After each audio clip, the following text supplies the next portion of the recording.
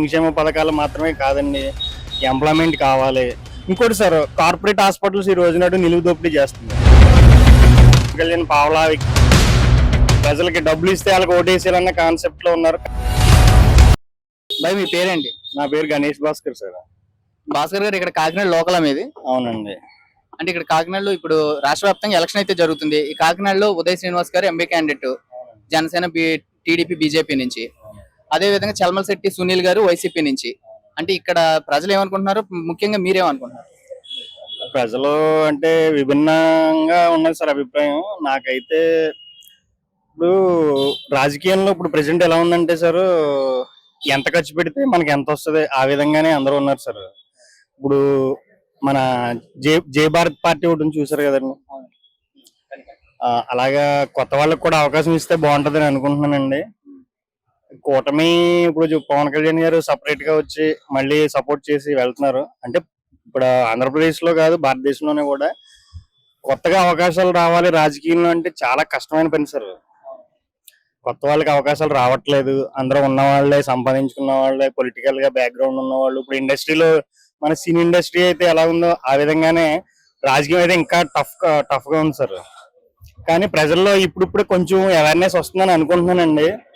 సరైన వ్యక్తి ఎన్నుకుంటే మనకి మేలు జరుగుతుందని. వాళ్ళు కూడా ఎడ్యుకేషన్, మనకి ఏంటంటే ఎడ్యుకేషన్ అనేది చాలా తక్కువ అండి.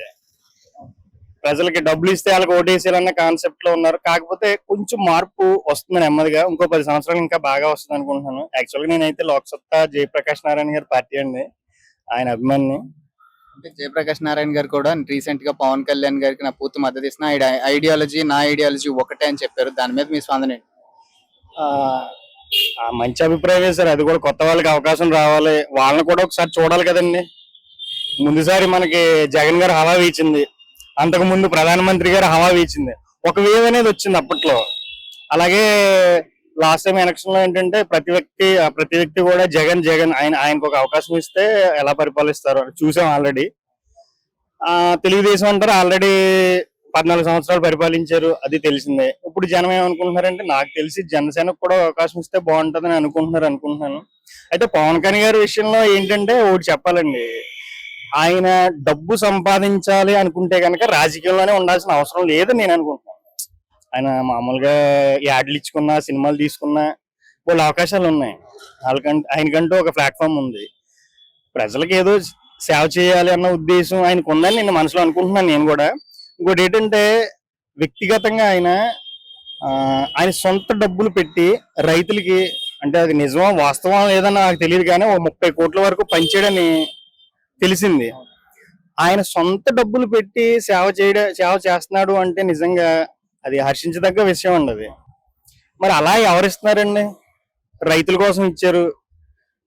దాన్ని బట్టి చూస్తే జగన్మోహన్ రెడ్డి గారు చెప్తున్నారు, పథకాలు ఇస్తున్నాను నేను, పవన్ కళ్యాణ్ 2 చోట్ల ఓడిపోయాడు, ఆయనకి ఓటేసిన వేస్ట్ అని అంటున్నారు జనసేన అభ్యర్థులకి. దాని మీద మీ స్పందన ఏంటి? పథకాలు అంటే సార్, డబ్బులు ఎలాగా ప్రజల నుంచి పన్నులు వసూలు చేసి ప్రభుత్వం నుంచి డబ్బులు ఇస్తున్నారు సార్. ఇప్పుడు జగన్మోహన్ రెడ్డి గారే కాదు, ఇప్పుడు చంద్రబాబు నాయుడు ఏమంటున్నారు, మహిళలకి ప్రత్యేకంగా ఫ్రీ బస్ అంటున్నారు. అది కూడా తప్పు సార్. అది ఫ్రీ బస్ ఏంటంటే ఆర్టీసీ కష్టాల్లో ఉంది కదా, అది ఆ మాత్రం. ఇప్పుడు ఏ ప్రభుత్వం అయినా, ఏ పార్టీ అయినా వాళ్ళ యొక్క సంక్షేమాలని, పథకాలని, ప్రణాళిక వేసుకుంటే అసలు రాష్ట్ర బడ్జెట్ ఎంత, మనకి ఎంత ఇన్కమ్ వస్తుంది, ఆర్థిక పురోగతి ఏ విధంగా ఉంటది, ఈ ప్రణాళికలు ఏంటి, మనకి ఎంత ఇన్కమ్ వస్తుంది, ఇన్కమ్ సోర్సెస్ ఎలా ఉన్నాయి, ప్రజలకి అవసరాలు ఉన్నాయి, ఇవన్నీ ఆలోచించకుండా వాళ్ళ సంక్షేమ పథకాలను పెట్టేస్తున్నారు సార్. దానివల్ల ప్రజలకు మేలు జరుగుతుందని ప్రజలు అనుకుంటున్నారు, వాళ్ళు అనుకుంటున్నారు. కానీ ఇండైరెక్ట్ గా మన డబ్బులకే మనకి తిరిగి రొటేషన్ అవుతుంది తప్ప ఎవరి జేబుల నుంచి ఎవరెవరు కదా సార్. అవన్నీ రాష్ట్ర బడ్జెట్ అవన్నీ ఆలోచించుకుని పెట్టాలి అని అంటే, చంద్రబాబు నాయుడు గారైనా, జగన్మోహన్ రెడ్డి గారైనా దాని ప్రకారం చెప్తే ఓట్లు పడతాయి అంటారా? అదే అంటున్నానండి, ప్రజలకి అవగాహన రావాలి, ఇంకా బాగా రావాలి. మన బడ్జెట్ కి సంబంధించిన ప్రణాళికలు వీళ్ళు వేస్తున్నారా లేదా, మన ఆర్థిక పరిస్థితి ఏ విధంగా ఉంది. ఈ రోజున ఆంధ్రప్రదేశ్ చూసుకుంటే సార్, చాలా మంది రాజధాని ఏదంటే మనం చెప్పుకోలేకపోతున్నాం నిజానికి. పోనీ జగన్ గారు మనకి 3 రాజధానుల కాన్సెప్ట్ తీసుకొచ్చారు. వాళ్ళకి వచ్చిన సమయంలో వాళ్ళు ఏం చేశారు? పోనీ వైజాగ్ అన్నారు, వైజాగ్ లో రాజధాని కట్టగలిగారా? అది కూడా లీగల్ గా ప్రొసీజర్ అంతా స్టార్ట్ చేయగలిగారా, లేకపోతే అది ఏమైంది అన్నది తెలియదు. పోలవరం చూసుకుంటే అది కూడా అవ్వలేదు. మద్యపాన నిషేధం ఒకటండి, ఇలాగ చాలా ఉన్నాయండి. ఈ ప్రభుత్వమే కాదండి, ఒకవేళ టీడీపీ వచ్చినా సరే దానికి కూడా ఏదో లోటుపాట్లు ఉంటాయి సార్. అందుకే మన ఆర్థిక సంఘంలో వ్యక్తుల్ని సంప్రదించి కొంతమంది మేధావుల్ని, వాళ్ళని ఇప్పుడు ఆల్రెడీ ఎగ్జాంపుల్ చెప్పిన జయప్రకాష్ నారాయణ ఇలాంటి మంది చాలా మంది ఉన్నారు సార్. వీళ్ళందరి దగ్గర మంచి ఇన్ఫర్మేషన్ ఉంటది, అది తీసుకుని దానికి తగ్గట్టుగా సంక్షేమ పథకాలు అప్లై చేస్తే బాగుంటదని నా ఒపీనియన్ సార్.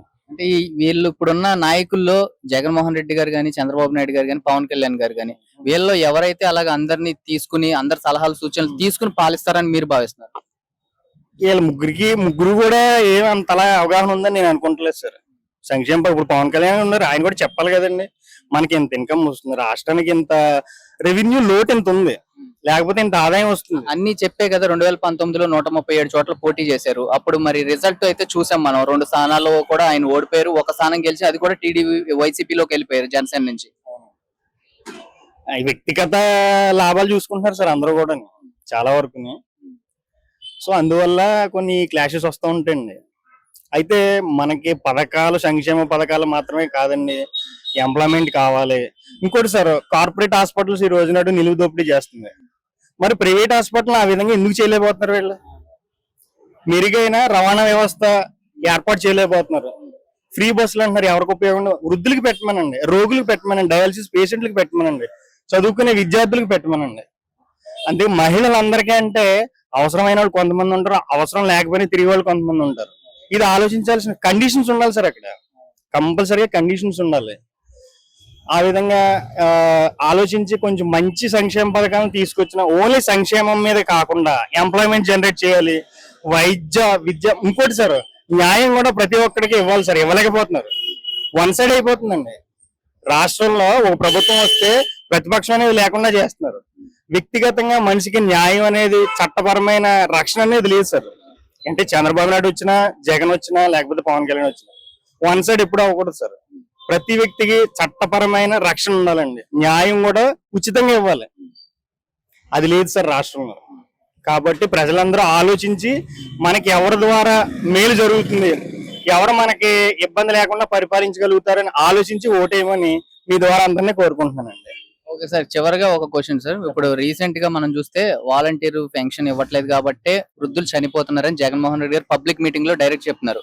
ఎలక్షన్ కమిషనర్ గానీ, కలెక్టర్లు గానీ వాళ్ళు చెప్పేది ఏమున్నదంటే వాలంటీర్లు అనే వ్యవస్థ వైసీపీకి ఫేవర్ గా పనిచేస్తున్నారు కాబట్టి మేము ఆపేమని చెప్తున్నారు. ఇందులో ఏది వాస్తవం అంటారు? సార్ వాలంటీర్ వ్యవస్థ ఉందండి, సచివాలయ వ్యవస్థ తీసుకొచ్చారు జగన్ గారు, బానే ఉంది. కాకపోతే నేనేమంటానంటే, ఇప్పుడు వాలంటీర్లు 50 కుటుంబాలకు ఒక వాలంటీర్ సార్, అవునండి. ఈ వాలంటీర్ కి ఈ రోజు నాడు శాలరీ ఇవ్వాలంటే ఎంత అవుతుంది? ఎంతమంది వాలంటీర్లు రాష్ట్ర వ్యాప్తంగా ఎంతమంది ఉన్నారు? ఒకటి. సచివాలయంలో సిబ్బంది ఉన్నారు దాదాపు 8 మంది 10 మంది సంథింగ్, వాళ్ళందరికీ శాలరీస్ ఇవ్వాలి. ఇలా చూసుకుంటకపోతే మనం రిటైర్మెంట్ అయిపోయి ఎంప్లాయీస్ ఉంటారు సార్, గవర్నమెంట్ లో కావచ్చు, ఇది ప్రైవేట్ లో కావచ్చు. వాళ్ళకి రిటైర్మెంట్ అయిపోయిన తర్వాత వాళ్ళకి ఇవ్వాల్సిన బెనిఫిట్స్ వీళ్ళు ఇస్తున్నారా? రిటైర్మెంట్ వయసు కూడా పెంచారండి, మీరు చూసారా లేదో, పెంచేశారు. ఇప్పుడు మరి కొత్త వాళ్ళకి అవకాశాలు ఎలా వస్తాయి సార్? వయసులు పెంచుకుంటా పోతే 60 సంవత్సరాల నుంచి 62 అన్నారు, అలా పెంచుకుంటా పోతే రిటైర్మెంట్ బెనిఫిట్స్ వాళ్ళకి ఇవ్వట్లేదు. నెక్స్ట్ రిటైర్మెంట్ అయిపోయిన తర్వాత పెన్షన్ కి వాళ్ళు వెయిట్ చూస్తున్నారు సార్. ఇప్పుడు జనాలు, ఇప్పుడు గవర్నమెంట్ ఎంప్లాయీ ఉన్నాడు సార్, వాడు పని చేసి ప్రజలకు సేవ చేసి రిటైర్ అయ్యాడు, వాడికి పెన్షన్ వస్తుంది కదా, ఆ పెన్షన్ కూడా ఇబ్బంది పడుతున్నారు తీసుకోవడానికి. అక్కడ కొంచెం ఇబ్బంది పడుతున్నారని నేను గమనించానండి. ఇలాగే ఇప్పుడు వాలంటీర్ వ్యవస్థ అనేది తీసుకొచ్చారు, అది అందరూ హర్షించదగ్గదే. నెక్స్ట్ జనసేన టీడీపీ గవర్నమెంట్ వచ్చినా కూడా వాళ్ళు కంటిన్యూ చేస్తామని చెప్పారు. ఇంకా శాలరీ కూడా పెంచుతాం, ఇప్పుడు 5,000 ఉంది, మీకు మంచి శాలరీ కూడా ఇస్తామని చెప్పారు. అదే విధంగా ఇప్పుడు ఈ వాలంటీర్లని ఎలక్షన్ కమిషనర్ ఆపింది, కానీ వైసీపీ చెప్పే ఎలిగేషన్ ఏంటంటే జనసేన టీడీపీ కలిసి ఎలిగేషన్ చేయడం వల్ల ఎలక్షన్ కమిషనర్ ఆపేసింది, వృద్ధులు చనిపోతున్నారని చెప్తున్నారు. అది ఎంతవరకు కరెక్ట్? అంటే సార్, వాలంటీర్లు ఇవ్వకపోతే ఇంతకు ముందు కూడా పెన్షన్ అనేది తీసుకున్నారండి, రేషన్ కూడా ఇంటికి రాకపోయినా తీసుకున్నారు. కాకపోతే జనాలు కొంచెం అలవాటు పడ్డారు, 1వ తారీఖుల్లో పెన్షన్ వస్తుంది, అంతకు ముందేమో 4, 5 తారీఖులకు వచ్చేది, కొంచెం అలవాటు పడ్డారు. ఇంటికి వచ్చి ఇస్తుంటే నేను అలవాటు పడిపోతానండి. ఒకటి. రెండోది ఏంటంటే, వాలంటీర్లు లేనప్పుడు సచివాలయ వ్యవస్థ కూడా లేదు, కానీ ఇప్పుడు సచివాలయ వ్యవస్థ ఉంది, అందులో ఎంప్లాయీస్ ఉన్నారు, సో వాళ్ళ ద్వారా అందాక వాలంటీర్ వ్యవస్థ లేకపోయినా సరే పెన్షన్స్ ఇప్పించవచ్చు కదా, ఇబ్బంది ఏముంది. 1వ తారీఖున ఇవ్వండి, 3వ తారీఖున ఇస్తారు. పోనీ ఇంటికి రాలేకపోయారు ఐ మీన్ సచివాలయానికి రాలేకపోయారు ప్రజలు అనుకుంటే ఇంటికి తీసుకెళ్లి అరేంజ్ చేసి అవకాశం మనకు ఉందండి. ఇప్పుడు ఆ వ్యవస్థ ఉంది, సచివాలయం వ్యవస్థ. అందులో ఎంప్లాయీస్ ఉన్నారు. ఒక గ్రామంలో చూసుకుంటే 2,000 మంది ఉంటారు సార్, లేదా ఒక 3,000 మంది ఉంటారు. 2,000 మందికి ఒక సచివాలయం ఉంది కదా సార్, అందులో ఒక 8 మంది 6 మంది ఎంప్లాయీస్ ఉన్నారు ఆల్రెడీ. వాళ్ళని రోజుకి ఎంత మంది సెలెక్ట్ చేసుకుంటే ఒక 5 రోజుల్లో ఈ టార్గెట్ అవదంటారా సార్? అయిపోద్ది. అవుద్ది కదండి. కానీ పవన్ కళ్యాణ్ గారు చెప్పే విషయం ఏంటంటే ఈ వాలంటీర్ వ్యవస్థ ఆ ఈ సచివాలయ వ్యవస్థ ఏదైతే ఎంఆర్ఓలు, విఆర్ఓలు, కలెక్టర్లు వీళ్ళందరూ వకీల్ సాబ్ సినిమాకి టికెట్ల రేటు తగ్గించమని సినిమా హాల్ దగ్గర ఉండి కాపలా కాశారు. మరి ఇప్పుడు ఎందుకు ఇంటికి వెళ్ళి పెన్షన్ ఇవ్వలేకపోతున్నారు అని వాళ్ళు చెప్తున్నారు. కలెక్టర్ చెప్పేది ఏంటంటే మేమేమి పెన్షన్ ఇవ్వద్దని చెప్పలేదు, మిగతా సిబ్బందితోటి పెన్షన్ ఇప్పించండి అని చెప్పారు. ఇందులో ఏది కరెక్ట్ అంటారు? నిజమే సార్. నిజంగా ఇప్పుడు మన కరోనా సమయంలో చూస్తే టీచర్ని తీసుకెళ్లి మన వైన్ షాపుల దగ్గర కాపలా పెట్టారు సార్. అది ఎంతవరకు కరెక్ట్ అంటారు? వాళ్ళు ఎంతో చదువుకుని పిల్లలకి మంచి భవిష్యత్తు ఇవ్వాలని చెప్పి టీచర్స్ ని తీసుకెళ్లి మనం అక్కడ పెట్టడం అనేది కరెక్ట్ కాదు సార్. అది అవునా కాదండి? ఇప్పుడు పెన్షన్స్ ఇప్పుడు ఈసీ వాలంటీర్లు ఇన్వాల్వ్ చేయొద్దు అనడంలో కూడా కొంతవరకు అది కూడా కరెక్టే సార్. ఏంటంటే వాలంటీర్ వ్యవస్థ డైరెక్ట్ గవర్నమెంట్ తీసుకుందా, లేకపోతే కొంచెం రాజకీయ ఒత్తిళ్ల ద్వారా కొంతమంది వచ్చారు అన్నది గమనించుకోవాలండి మనం. ఇది ఉంది, అది ఉంది. అందులో కొంతమంది అలా కూడా పనిచేసే అవకాశం. రేపు పొద్దున టీడీపీ వస్తుంది సార్, ఇదే వాలంటీర్ వ్యవస్థ మేము కంటిన్యూ చేస్తాం అంటున్నారు. కానీ ఇదే వ్యక్తులు కంటిన్యూ చేస్తారు, వాళ్ళకి తగ్గ వాళ్ళు వేసుకుంటారు. అవునా కదండి? అప్పుడు వాళ్ళు కూడా పార్షాలిటీ చూపించే అవకాశం ఉంది. అందుకని ఈసీ ఏం చేసిందంటే వీళ్ళని ఇన్వాల్వ్ చేయకపోవడం మంచిదని చెప్తుంది. అంతేగాని దానివల్ల పెన్షన్స్ ఆపేయమని మాత్రం అయితే చెప్పలేదు కదా సార్. ప్రజలకు పూర్తి వాస్తవం అనేది గ్రహించాలండి. ఎందుకంటే వాలంటీర్ వ్యవస్థ జగన్ ప్రభుత్వంలో తీసుకొచ్చారు. వాళ్ళ ఫేవర్ గా ఉండే వాళ్ళు కొంతమంది ఉండే అవకాశం ఉంది కాబట్టి ఈసీ ఆ విధంగా అన్నది. దాంట్లో కూడా కొంచెం ఉంది, బాగుందని నేను అనుకుంటున్నాను సార్. Thank you sir. ఇంకేమన్నా? ఇక్కడ తంగెళ్ళ ఉదయ్ శ్రీనివాస్ గారు కాకినాడ నుంచి ఎంపీ అభ్యర్థి కింద పోటీ చేస్తున్నారు. చల్మలశెట్టి సునీల్ గారు వైసీపీ నుంచి పోటీ చేస్తున్నారు. వీళ్ళిద్దరిలో ఎవరు వస్తే బాగుంటది అనుకుంటున్నారు మీరు? అది యాక్చువల్ గా అయితే ఉదయ్ శ్రీనివాస్ గారు అండి. మరి ఆయన తెలియదండి వ్యక్తిగతంగా ఎలా చేస్తారని, కొత్త వ్యక్తి అయినా తెలియదు. సునీల్ గారు కూడా ఇప్పుడు దాకా అవకాశం రాలేదు. మరి ఇద్దరికి నేను ఎవరు వస్తే బాగుంటదని కరెక్ట్ గా చెప్పలేనండి నిజానికి, వాస్తవానికి. వాళ్ళని చూస్తేనే గానీ ఒకసారి మనం కూడా చెప్పలేం. ఒకసారి ఎమ్మెల్యేగా చేశారు, లేకపోతే ఎమ్మెల్సీగా చేశారు అనుకుంటే మనం అనుకోవచ్చు. అంటే ఏ పదవులు లేకుండానే ఉదయ్ శ్రీనివాస్ గారు టీ టైమ్ అని పెట్టి ఎన్నో బ్రాంచ్లు పెట్టి ఎంతో మందికి ఉపాధి కల్పించారు కదా.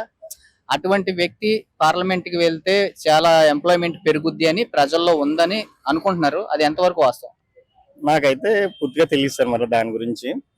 ఇప్పుడు టీ టైం పెట్టారంటే ఆయన అంటే కొంచెం పైకి ఎదగాలి ఆర్థికంగా అని చెప్పేసి ఆయన ఆలోచన ద్వారా ఆయన ఏదో వ్యాపారం చేసుకుని ఉండొచ్చు బహుశా, మేబీ అనుకుంటున్నాను. అయితే కొత్త వ్యక్తి కాబట్టి సపోర్ట్ చేయడం అనేది మనం కూడా ఒకసారి చూడాలి కదండి. జనసేన గురించి అయితే సార్ ఏంటంటే కూటమికి సపోర్ట్ చాలా మంది జనసేన ఫ్యాన్స్ అందరూ ఏమనుకుంటున్నారంటే కూటమికి సపోర్ట్ చేయడు పవన్ కళ్యాణ్ పావలా వ్యక్తి, లేకపోతే ఇది సంథింగ్ అంటున్నారు. కానీ ఇప్పుడు ఉన్న నాయకుల్లో నిస్వార్థంగా పనిచేసే వ్యక్తి పవన్ కళ్యాణ్ అని నేను అనుకుంటున్నాను సార్. నా అభిప్రాయం అది. నిజంగా ఆయన డబ్బు వ్యక్తి అయితే కనుక ఆయన రాజకీయాల్లోకి రావాల్సిన అవసరం లేదండి. ఆయన పబ్లిసిటీ ద్వారా బోల్డ్ సంపాదించుకోవచ్చు.